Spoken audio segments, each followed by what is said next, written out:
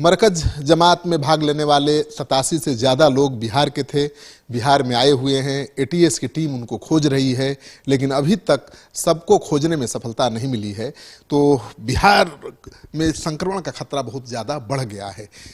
JDU के प्रवक्ता मेरे साथ हैं राजीव रंजन जी। राजीव रंजन जी, जिस तरह से 87 से ज़्यादा लोग बिहार में आ गए हैं, वो सामने नहीं आ रहे हैं, कितनी चुनौती बढ़ गई है सरकार की, पुलिस की, शासन की? देखिए, तमाम वो एहतियाती कदम उठाए जा रहे हैं जिससे उनकी शिनाख्त हो जाए।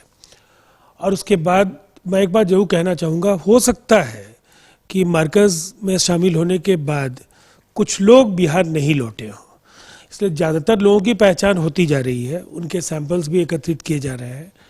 बहुत भयभीत होने की ज़रूरत नहीं है, लेकिन सतर्क और सजग जरूर रहना होगा।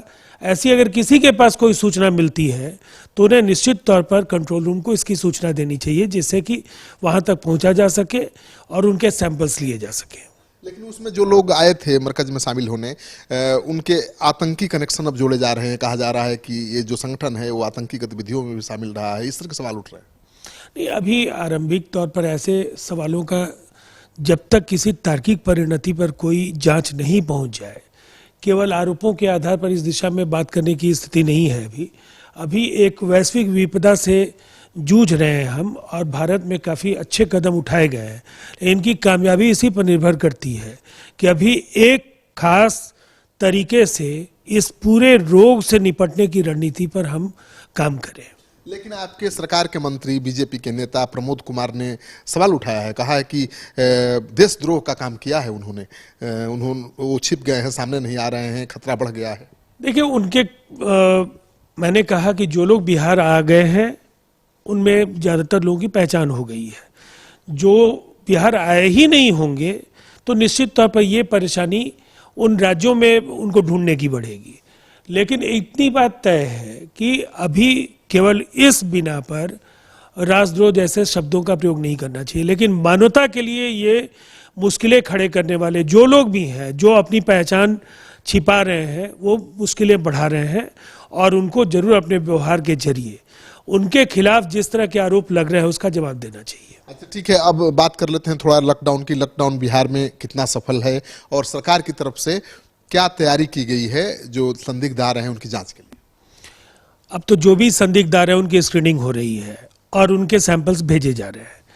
अब सबसे बड़ी बात यह है कि लॉकडाउन की सफलता लोगों के सहयोग से ही संभव है, और उस दिशा में बिहार में जनता ने अभूतपूर्व योगदान दिया है। कुछ मामलों में अगर इसका उल्लंघन करने की कोशिश की गई तो गिरफ्तारियां भी की गई हैं, और वो एक डेटरेंट के तौर पर लोगों के अंदर भय पैदा करने के लिए भी ऐसे फैसले लिए गए हैं कि जिससे लोग हतोत्साहित हों। ज़्यादातर लोग लॉकडाउन कोरोना को लेकर के जो प्रोटोकॉल है, प्रधानमंत्री जी का जो आह्वान है, राज्य में जो नीतीश कुमार जी के जो निर्देश हैं, उसके साथ पूरा राज्य सहयोग कर रहा है। और हमें उम्मीद है कि इस विभीषिका से जरूर बिहार बचेगा। और हम 2 लाख से ज़्यादा प्रवासी मजदूर बिहार आ चुके हैं। आपको लगता है कि संभव है सबकी स्क्रीनिंग कर लेना? देखिए, सबसे पहले तो स्क्रीनिंग सीमा पर ही उनकी हुई है। स्वास्थ्य जांच के बाद वो जिला मुख्यालयों में आए। जी नहीं, सीमा पर शासन ने रुकने की कोशिश की, पुलिस ने रुकने की कोशिश की, लोग नहीं माने, पैदल आगे बढ़ने लगे, तब उनको लाया गया जिला मुख्यालयों में। मैं वही कह रहा हूं, तो स्क्रीनिंग पहले नहीं हुई है। सीमा राहत केंद्रों पर, हर जिले के सीमा राहत केंद्र पर 3 से 5 हजार लोगों के ठहरने का इंतजाम है। वहां जो लोग निकल कर के आए, उनके जिला मुख्यालयों से आने के बाद जब वो अपने गांव के बाहर क्वारंटाइन में गए हैं, वहां भी उनके स्वास्थ्य की जांच हो रही है। और ये एक जगह से निकलेंगे दूसरी जगह पहुंचेंगे, कहीं ना कहीं उस पूरी प्रक्रिया का पालन होना ही होना है। और इसीलिए जहां भी इस तरह के संदिग्ध मरीज मिले, उन्हें उस जिले के अस्पतालों में भेजा गया। दिल्ली के मुख्यमंत्री केजरीवाल ने ऐलान कर दिया है कि जो स्वास्थ्यकर्मी, स्वास्थ्य से जुड़े हुए डॉक्टर अगर कोरोना के कारण संक्रमित होंगे, उनकी जान जाएगी तो उनको 1 करोड़ रुपया सरकार देगी। आपके यहाँ तो कोरोना से बचने के लिए जो जरूरी साधन है वही उपलब्ध नहीं है डॉक्टरों को। एक कोशिश हमारी लगातार जारी है, और जो भी ग्लव्स, सैनिटाइजर्स, जो उनके लिए एप्रन्स और जो आवश्यक जो ज़रूरतें हैं, उन सबों को पूरा किए जाने के साथ साथ उन्हें प्रोत्साहन 1 महीने के वेतन के बराबर प्रोत्साहन की राशि देने का भी ऐलान हुआ है। केंद्र सरकार ने भी 50 लाख रुपए के बीमा की घोषणा की है। बिहार सरकार क्या कब करेगी? देखिए, बहुत सारे फैसले हो रहे हैं, लगातार सुझावों पर फैसले भी हो रहे हैं। इसीलिए अभी तक अगर कुछ नहीं हुआ है तो ऐसा नहीं है कि आगे नहीं होगा, लेकिन मुझे ऐसा लगता है कि इस दिशा में किसी को कोई कठिनाई नहीं हो, इसको लेकर मुख्यमंत्री नीतीश कुमार बहुत ही संवेदनशील हैं। लगातार वो फीडबैक ले रहे हैं, जहां जो आवश्यकता हो रही है वैसे ऐलान भी हो रहे हैं। विपक्ष कह रहा है कि न तो आप राहत पहुंचाने दे रहे हैं, विपक्ष के नेताओं को, कार्यकर्ताओं को, आम लोगों को रोक रहे हैं राहत बचाव कार्य चलाने से, आप खुद राहत नहीं पहुंचा रहे हैं। आपने जो भी ऐलान किया, सारी घोषणाएं धराशायी हो गई। देखिए, विपक्ष का जो गैर जिम्मेदाराना रुख है ना, उन्हें कुछ भी नहीं सही दिखता है। तो मैं नहीं समझता हूं कि उनके सर्टिफिकेट के मोहताज हम लोग हैं। जनता जानती है, नीतीश कुमार जी अगर कभी कुछ कहते हैं तो उसको जमीन पर उतारते हैं। इस विभीषिका से निपटने के लिए सरकार ने अपने संसाधन पूरे तौर पर इस्तेमाल करने शुरू किए हैं। जो जहां है उसको कैसे मदद मिल सके, अगर शहरों में कोई दिहाड़ी मजदूर कठिनाइयों का सामना कर रहा है तो वहाँ राहत केंद्र खोले गए हैं। जो मजदूर नहीं है और फिर भी कठिनाइयों का सामना कर रहा है, तब भी ऐसे कुछ केंद्र पटना में खोले गए हैं।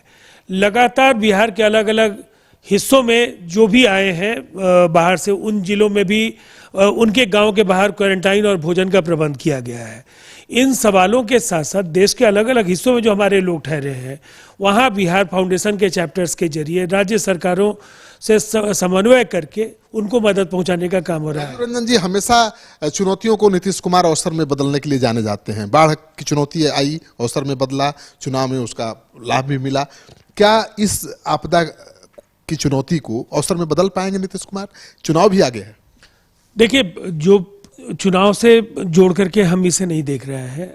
ये मानवता के लिए ये कहीं ना कहीं एक बड़ी चुनौती है और संकट का समय है। अपनी ओर से भरपूर कोशिश राज्य सरकार कर रही है, जनता का भी सहयोग मिल रहा है। विपक्ष चाहे जितना गैर जिम्मेदार रवैया को अपनाए, लेकिन राज्य हित में ऐसे बयानों से वो किसी का भला नहीं कर रहे हैं। उनके पास अगर कोई उपयुक्त सुझाव है तो राज्य सरकार खुले मन से सभी सुझावों को स्वीकार कर रही है और रचनात्मक विपक्ष की भूमिका का निर्वहन उन्हें करना चाहिए। तो आप सुन रहे थे राजीव रंजन को, ये कह रहे हैं कि विपक्ष को सकारात्मक भूमिका निभानी चाहिए, केवल आलोचना करने से कोई बदलाव नहीं आएगा। और नीतीश कुमार तो हमेशा चुनौतियों को अवसर में बदलते रहे हैं, इस चुनौती को भी अवसर में बदलकर दिखा देंगे।